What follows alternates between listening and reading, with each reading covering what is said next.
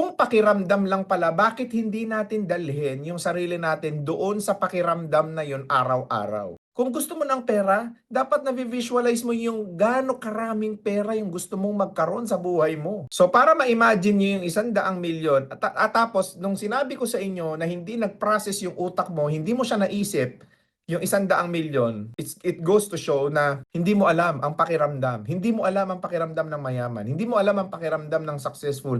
Hindi mo alam ang pakiramdam ng nakahawak ka ng 100 milyon. So ano ibig sabihin natin? Kung pakiramdam lang pala, bakit hindi natin dalhin yung sarili natin doon sa pakiramdam na yun araw-araw? Dahil magre-rewire ang utak mo, magkakaroon ng parang reprogram, reformat ng isip mo na gusto ko tong ganitong klase ng bagay. Ang tanong na lang paano yung sa akin. So bibigyan ka kayo ng thought mo, ng kaisipan, at bibigyan ka ng mga taong makikilala mo na siya namang magbubukas sa iyo ng oportunidad kung paano mo mararating yung gusto mong marating sa buhay mo.